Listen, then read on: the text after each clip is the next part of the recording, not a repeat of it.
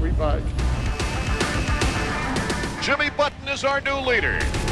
In the motocross world, Jimmy Button's a household name, but here in the Valley, it's also a local one. I was born and raised here. My dad he ran a Honda dealership in town, and from a very young age, I was around bikes. At 5 years old, little Jimmy started racing. Dad had to quit because he was always chasing Jimmy around the track, you know, so. The chase turned into a lifestyle, and by the time Button was 16, he became a professional motocross racer. Yeah, I had a good line coming down to downhill, and up at the top, I really got a lot of speed coming down it.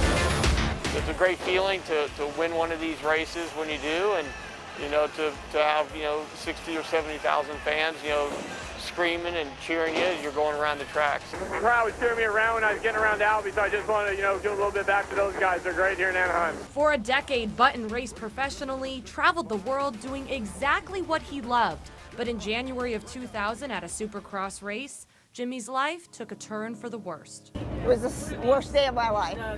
It still gets me emotional.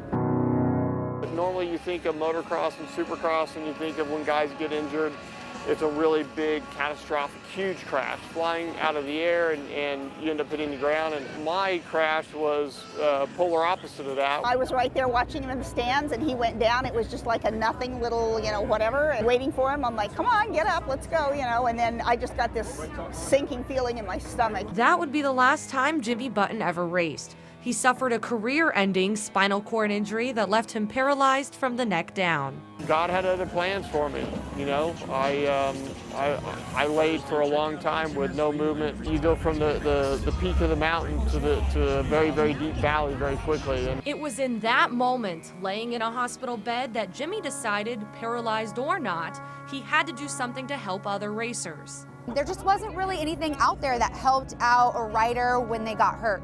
So he saw the need and started the foundation. It's called the Road to Recovery, a nonprofit organization that's raised over $5 million since its inception for athletes like Jimmy who suffered career-ending or life-altering injuries in extreme sports. I don't even think I was feeding myself at this point. I think I was having someone actually feed me because my hands and arms weren't quite working yet. When I was injured, a lot of people came out of the woodwork for me. You really got to pay that forward. How does it work? For athletes who don't have enough money to treat their injuries, Road to Recovery crowdfunds within their website to make up the difference. Call it good karma or whatever you want.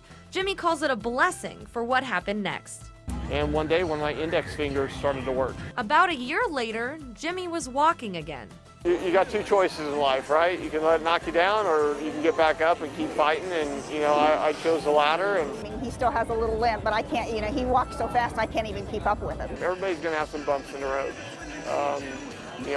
My bumps were maybe bigger than some, smaller than others, but try to persevere, get through them, and like I said, just very blessed to be doing what I'm doing. Heck, you can't beat this weather right now, can you? Tressa Tedrick, 12 Sports.